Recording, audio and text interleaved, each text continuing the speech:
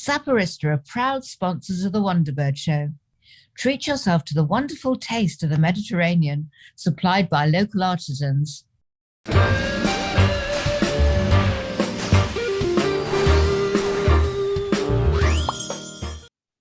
girls. Hi. Thank you for joining us again, Hills. Yeah, have you got another animal story, Hilary? You get an invite from the WonderBirds, you never say no. No. I do have an animal story. I had 23 dahlias grown from corms. Lovely. Tubers, I think they're called. Tubers. They were all on themselves, and I was so proud of myself, first time ever. And they were lined up, and then I gave 3 to my Alan, my boyfriend. So I had 20. I kept 3 back. My gardener put the rest in the garden, and I've got 2 that have survived. They've been annihilated by slugs or snails or both. And I tried the highest grade of pellets. I've tried, I don't know what the answer is. Anyone got any clues? Anyone happy to take all your answers? Wow. Well, I know about ants, whether it's the same thing, because beer is very good for ants. And white sugar. White sugar where? Around the plant? Well, what ants do is they pick up the white sugar. Yes. And they take it to their nest, and white sugar kills all of them because it's poison. So that's one way with ants. Right. Didn't know that. And possibly beer, you said, don't you? Yeah, yes. If you put a glass of beer down, they'll all, migrate towards the beer. Jump in and swim. And none of them can swim. No. Oh, but the aftermath. Yeah. Dead. I had a pet snail called Brian. And yeah, he was lovely. He used to wait at the door, and I opened it, and then the postman came and trod on him. Now, you were going to say that. I was waiting for that show. How naughty is that? Can I tell you a story about Albie, my grandson? He was on his little scooter in the garden, and he had 2 snails in the back because he was taking them for a ride. That's quite nice. Quite right. I love a snail. Nice. You can't cook those ones, Hilary, in the garden. Oh, really? No, you're not to cook those because they wouldn't taste very nice. Oh, no, thank you. I don't think I ever even want to eat escargot in a restaurant. That's not my No. Oh, I love escargot actually. We haven't solved your problem though, have we, Hill? No, you have. You've given me the sugar, you've given me the beer idea and the glasses. Yeah. And you dig a hole and the glass would be flat with the surface and they fall in, do they? Yes, that's true. Slugs can probably swim, you see. This is your problem. You see? We have to check that.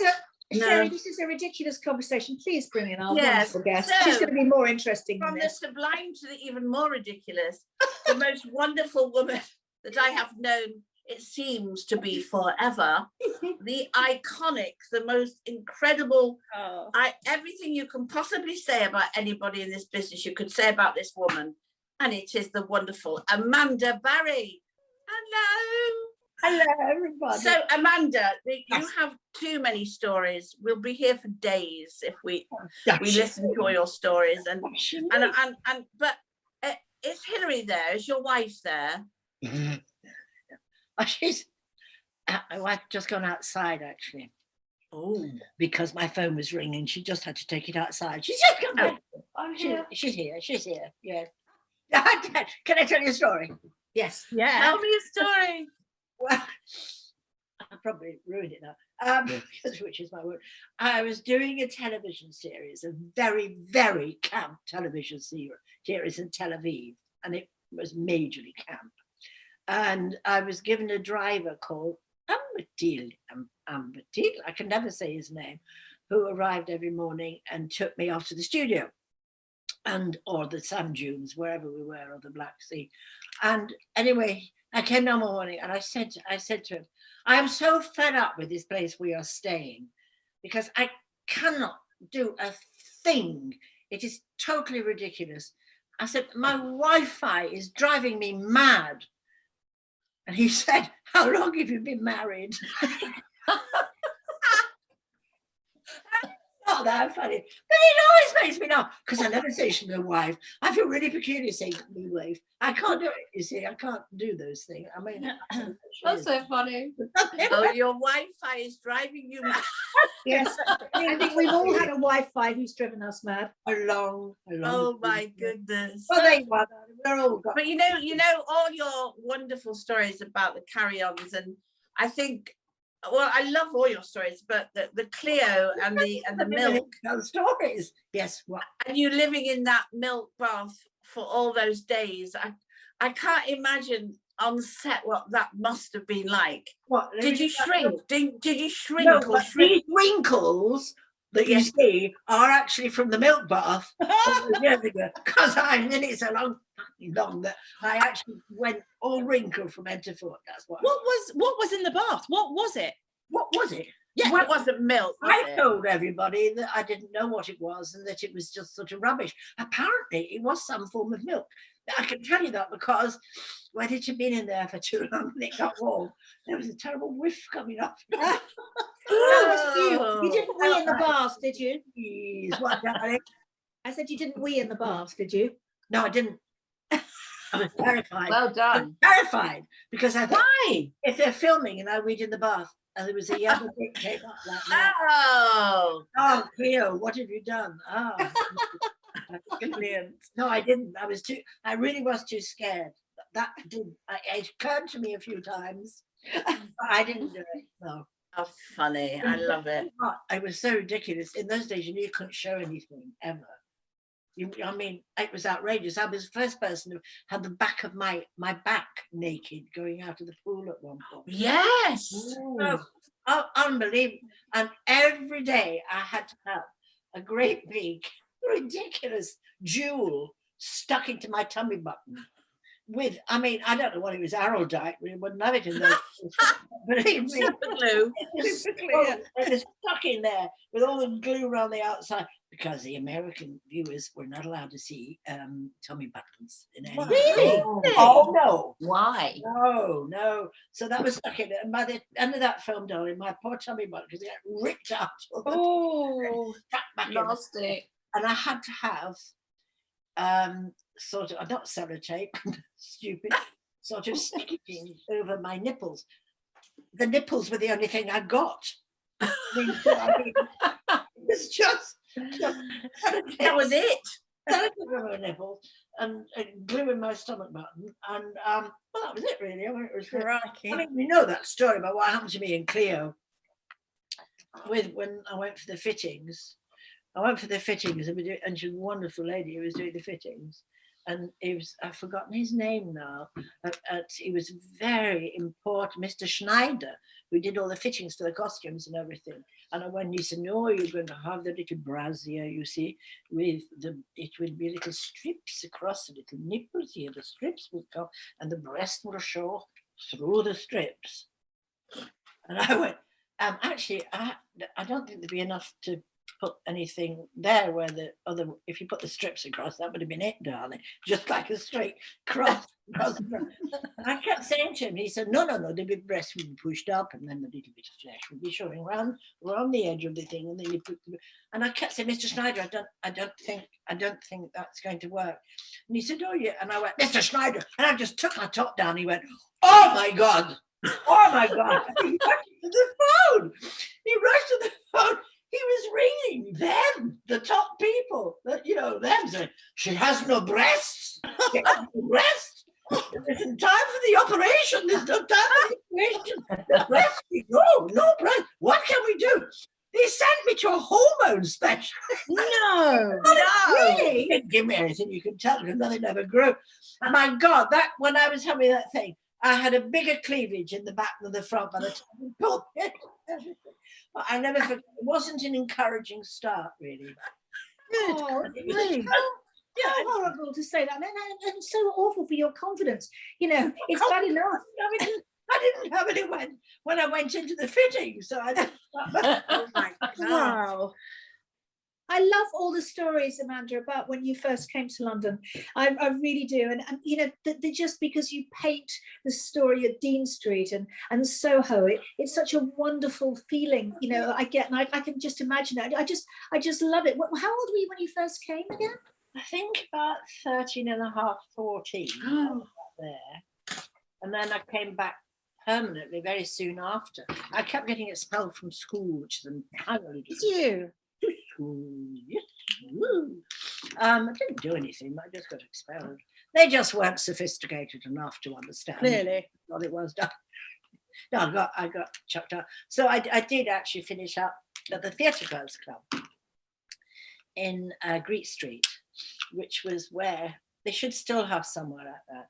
Where it was Sir Compton Mackenzie who gave the building over so that young people could go to London and live for virtually nothing until they got a job, and then they had to leave. And but because I was very young, I stayed there a bit actually. And how did you get in there? How were you allowed to get in there? I mean, what happened? What did you have to do in order to get in there? Well, you just had to say, I am a homeless person and have nowhere in London, and can I come then? Can I come that week or whatever it was? But I stayed quite long at the fair there. And there were all sorts of wonderful things about staying there. I think Betty Boothroyd was there when I was there, actually. Gosh. I mean, it was just full of people just auditioning. Everybody auditioned the whole time. And I remember one time when I was there, and I wasn't very big, actually. And I still had no tits, so another thing. And these older girls who could be anything up to 40, I tell you, those glorious girls. They were one short doing an American Air Force base because it wasn't long after the war. And they did a tap routine and they couldn't find anyone. They said to me, "Can you do tap?" And I went, "Yes, of course I can. That's all I can do." They said, "But it's very simple because the routine is you just do it was to the Sheik of Arabic." So you were going to the Sheik of Arabic and just changing directions. And I said, "Oh, I can do that." Well, darling, I completely screwed them up and got so many laughs. I couldn't get facing the right direction with everybody else. Anyway, at the end of it, they all went off with all these American big soldier guys to do naughty things, I think. And I was so scared, I went and sat in the bus with a Polish trombonist, and that's sweet. No, those are the sort of things that just happened. You found yourself out of depth going, what am I doing? But London, Soho, and all that area was just, I mean, all of us meeting up at the Silver Grill in Leicester Square, not a penny between us, shared the stage, sitting there sharing coffee, or if somebody could afford a Welsh rarebit between us, we cut it into bits.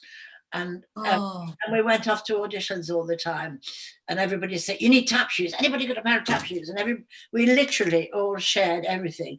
And we used to go down the steps of the Leicester Square tube, and there was a ladies there, and I can to this day standing in that mirror, rushing down there, borrowing people's makeup to do your makeup to come back, and they'd say, "They want so and so at that audition. Don't do that." It was a real sort of team thing. Yeah. How fabulous.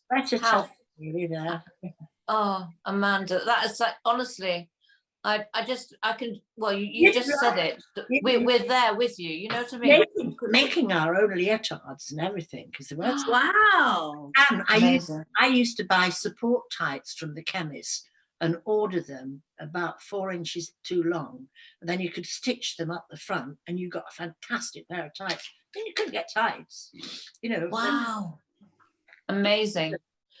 Back in my day, before the world. Yes, that was it. Amanda, you won't remember this, but I actually met you on the set of I Got a Horse when you starred opposite Billy Fury, who I just fell in love with and you must have been the envy of the whole world at that time, because tell us why you might have been. Well, I had a sort of relationship with him, didn't I? Great. Yeah, yes. He was gorgeous. Oh, he was beautiful.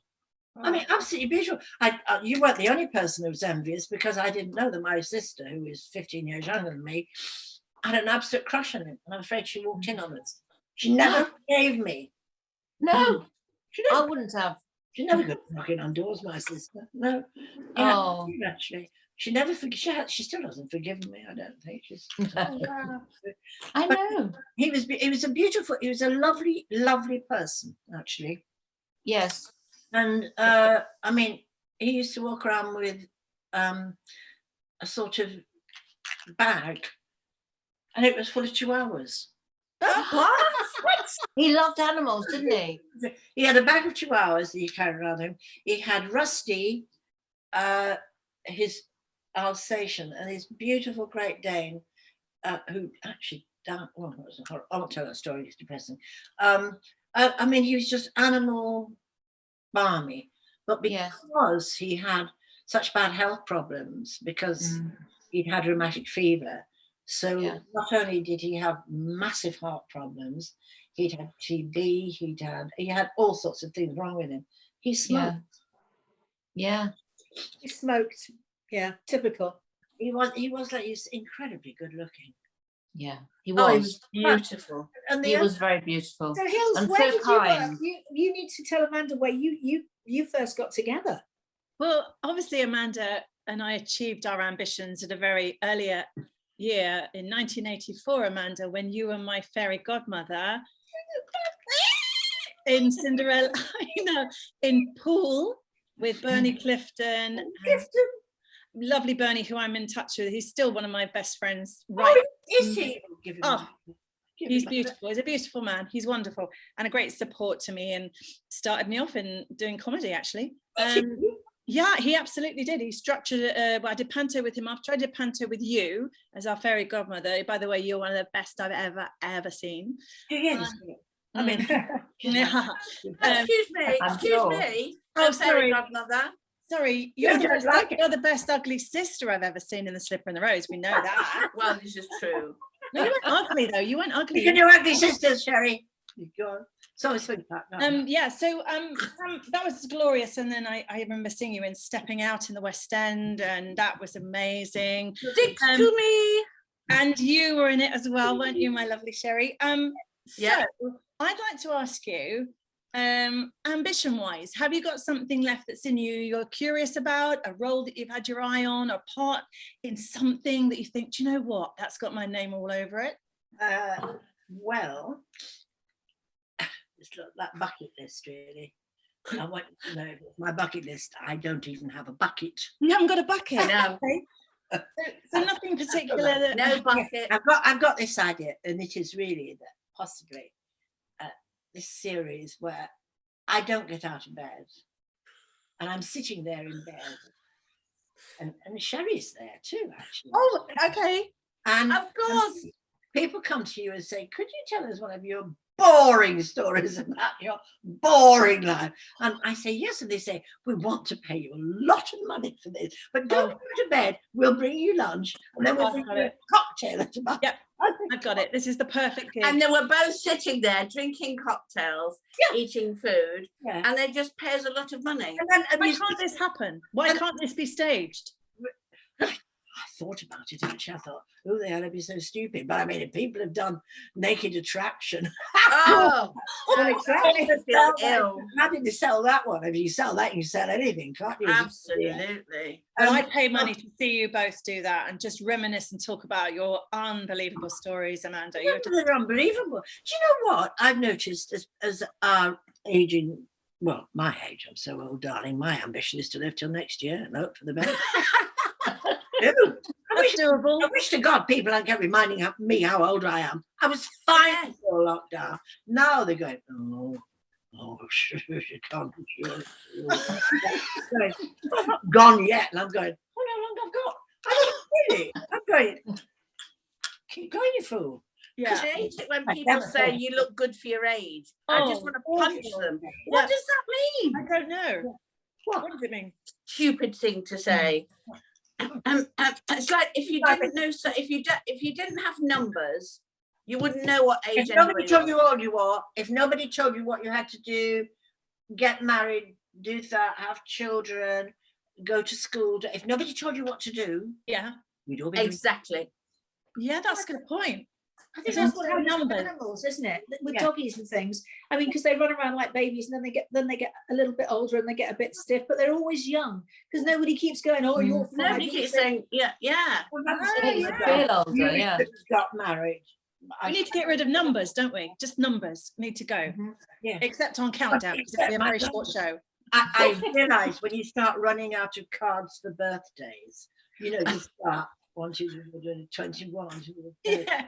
Well, I'm now on that list when aren't any. There's no more numbers For left. about 4 years, there's the odd one from the Queen at 100. But I mean, apart from that, you've gone off the birthday card. You know those things, those forms that you have to fill out. You know, Yes. 20 to 30, 30 to 40, Yeah. 40 to 50, 60 plus, and that's it. Yeah, Yeah, it's just so true. I'm speaking you from the other side at the moment. Yeah, I mean, it's not encouraging. I tell you what, Amanda, a man came to my mother's house to fit her carpets, and he said, right, could we do the forms? And she went, yes. He went, right, how old are you? She went, what's that got to do with a bloody carpet? So he said, well, you should get out of my house now. How dare you? And she more or less lifted him and threw him out. I mean, what's that got to do with? He wanted to know whether she had to have a good carpet or not, or whether she could have a cheap one. Which will fall over. You're walking about much on it. If it's only got to last a couple of years, you can have a cheaper carpet. But every form you fill in says your age. What age are you? Yeah. I hate it. Well, I hate it. I'm not bothering now. I've gone right past that stage. I don't care anymore. It's no good. But when you look Honestly, back, whatever age, to me, you are ageless because you you're look totally fantastic. ageless. They're mad. You are. Dee, just before we went on air, Dee, you said something that I went, oh, I didn't know that. Didn't you mention something about Amanda's dreams? Oh, that's Yes. Sherry was right. telling me about your dreams. It's my Wi-Fi is referring to that. Yeah. Your Yes. Wi-Fi. Yes. Well, she Wi-Fi speaking. Wi-Fi I wrote speaking. a book, a crime novel called Dreams of Fear, and it's based. She's coming. She's walking I'm coming. towards us. And Lovely it nose, was isn't it? inspired by Miss Barrie, who is inclined, not that often, but occasionally, to scream during the night, to scream out when she has We a don't bad want dream. to know this. We don't want to know Oh, this. I tell you what, Nightmare. those were the days. Yeah, I can't remember. Passionate So handshake. what are these dreams, Amanda? You've not told me about these screaming in the middle of the night. Didn't come up in conversation, darling, did it, sweetheart? Right? What is it? What is it? What makes you No, scream? I had a whole time when I was having nightmares. I couldn't make a noise in them, but apparently I was making a noise. Oh, in the dream you weren't making a noise. Yeah, it's horrible, isn't it? Where you feel you're screaming and And you can't make any noise. yeah, it's horrible. It's horrible. Ah. There's a name Nobody for that, Amanda. Apparently, Is- there's a name for that when you can't feel like you're waking, or you feel that you can't wake up as well. Yeah. I had my recurring dream last night. And I don't know why I dream it. I'm always in Coronation Street. I'm always I have been given, been asked, I am leaving, it's the end of my contract. But I keep going back and they keep saying, oh, it's all right, you're not really dead. And I said, but I am actually dead because I died. And they said, it doesn't matter at all that you're dead. Just, you're in this scene in the Rowers. And I'm going, no, I'm not. I'm really not in it because I can't, the amount of time, I tried to go and I was like, and it's not as if I wanted to go back and do it. But it's just, isn't it weird? It must strange. Yeah. And is this your nightmare or is this a good dream? Oh, it could well be, but it isn't. No, but it's weird. The amount of times I dream, that's boring, isn't it? No, it's Oh not my boring. God. It's unusual, and it would be fascinating to know where the source where the source comes from for It that. must have made such an imprint on me at the time. It must have done. Yeah, but I'll listen, tell you it's been- something it's else, been- girls. I'll tell you Yeah. something else, girls, about Amanda. So Amanda's mother was a hairdresser. And now Amanda cuts her own hair and Hillary's hair. So she's, don't you? She gets the kitchen scissors Do and not chops it forget all that. off, don't you? Lovely. But I sit there going with mine, ting, ting, ting, ting. And then I thought, oh, it's lopsided. And I go, ting, ting. Shorter and shorter. Is that because your mother was a hairdresser? Well, can I say my mother was not a hairdresser? My mother had never done a day's work in her life. But then she went off and left my father, had a relationship with this man, Colonel, produced an illegitimate child, which was my sister, and then he died, having not left a will. And my mother, living in a 1474 cottage, went out and told them in Manchester that she just wanted to renew her hairdressing thing. She don't mean her. She don't touch her, only my hair. No. And she came back. I think it took 3 weeks for her to get one of those things she put on the wall saying qualified for messing up your hair, and put it on the wall. And when I cut back, our cottage, which was all timbered and thing, it had a bank of hairdryers in front of a, what are those fireplaces called? Inglenook. With a real fire and a television set next to it. And the other room where we used to eat, because it was a tiny cottage, had all the backwashes were in there. And my mother was a hairdresser. And I used to find her out in the back garden on her hands and knees praying, going, please God, don't let Mrs. So-and-so's hair, don't let her streaks fall out. And reading the book, Leaving for the, I mean, it was hysterical. God. Oh, listen, your stories could go on forever. Oh, we have to Amanda. stop. We have to stop now because this show is 14 hours long. Yes. Thank you, Amazing, darling though, Amanda. Amanda. Thank you for coming to join us, and we just want a part 7 soon, whatever it is. I don't know how many times you've been back. I'll tell you all about Hillary, my wife. Oh yes, we want to hear all about that. Thank you, Amanda. I can't wait to see you. Thank you. It is so nice to talk to other people. Oh, you are. Thank you for coming, darling. I'll see you soon. See you. Big love. Bye, darling. Oh, I That's could have listened to her forever. so could I. And it goes on and on. It's just thousands of stories. You know Well, what? anyway, Sorry, why don't? thank Oh, you. sorry. I was going to say you. That'd be a great stage show. I'm just saying, great stage show. Well, we listen, for years, Amanda and I have talked about doing a stage show together. It's called Soap Queens and something or other, Oh, Carry On coronets. Queens or something like that. And I'm putting out, then the pandemic came when we were nearly going to do it, and because I've done things with her before, you know, like when we've done you know, Comic Cons, and you get on stage and you do an interview, and it just goes on forever. And I just thought we should do this. We should create this, because It's got to you be know, done. she is full. I cannot tell you the stories that woman has. It's just But it would be great incredible. value because you would be able to banter off each other, and then you. Yeah, we do. Yeah, Yeah. and we've worked together so many times, and it crosses. And but you know, you Beautiful. just Wonderful, Whatever. wonderful show. So thank you everyone for watching, and we shall be back to see you very soon. very soon. Bye, Hills. Bye.